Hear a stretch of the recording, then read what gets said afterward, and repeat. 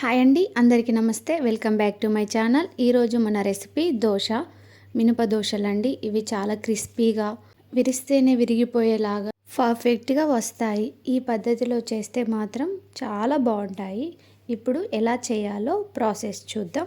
Bowl తీసుకొని అందులో ఒక గ్లాస్ మినపగుళ్ళు వేసుకోవాలి.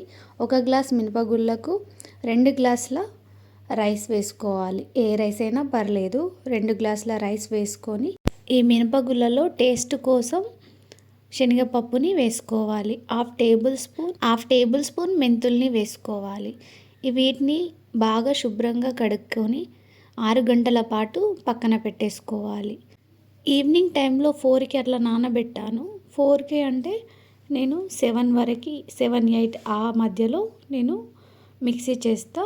ఇవి ఒక హాఫ్ అన్ అవర్ ముందు నానబెట్టుకుంటే సరిపోద్ది. పోహా తీసుకొని ఒక 4 టేబుల్ స్పూన్ పోహా తీసుకొని నానబెట్టుకొని ఇవి ఇలా బాగా నానిన తర్వాత వీటిని తీసుకొని ఒక మిక్సింగ్ బౌల్ తీసుకోవాలి. ఇవి కూడా బాగా నానిపోయాయి పోహా. ఒక మిక్సింగ్ బౌల్ తీసుకొని ఆ మిక్సింగ్ బౌల్లో మినపగుళ్ళు కొన్ని రైస్ 2 యాడ్ చేసుకుంటూ మొత్తంని ఇలాగే మిక్సీ చేసుకోవాలి. బ్యాటర్ మరీ బరకగా కాకుండా మరీ మెత్తగా కాకుండా కొద్దిగా బరకగా ఉంటే సరిపోతుంది. దోశలు చాలా క్రిస్పీగా పర్ఫెక్ట్గా వస్తాయి. ఈ దోశలని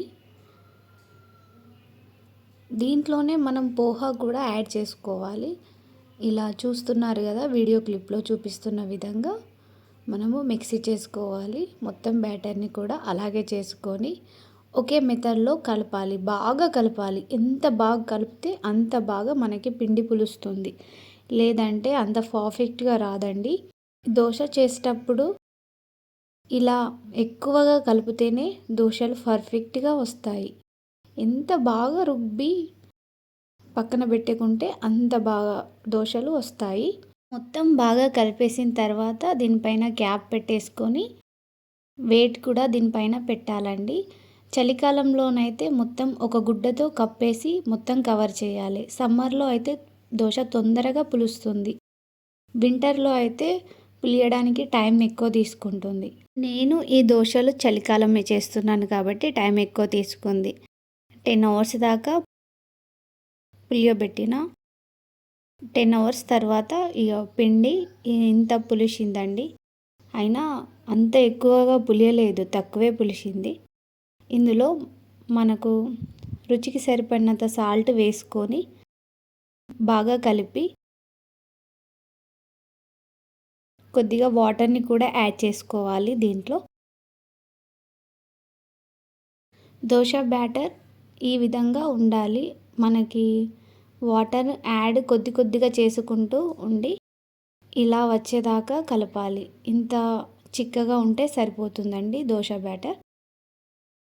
ఇప్పుడు మనము ప్యాన్ తీసుకొని ప్యాన్ బాగా హీట్ అయిన తర్వాత దీనిపైన కొన్ని వాటర్ని చిలకరించాలి. వాటర్ స్ప్రెడ్ చేస్తే దోశలు విరగకుండా క్రిస్పీగా వస్తాయి. ఇప్పుడు దోశ బ్యాటర్ తీసుకొని దీనిపైన వేసుకొని స్ప్రెడ్ చేసుకోవాలి. స్ప్రెడ్ చేసిన తర్వాత ఈ దోశలు బాగా క్రిస్పీగా రావాలంటే మనము సాల్ట్ వేసుకునే టైంలోనే కొద్దిగా షుగర్ని యాడ్ చేస్తే కూడా చాలా క్రిస్పీగా వస్తాయి. మీరు అట్లా ఒకసారి ట్రై చేయండి.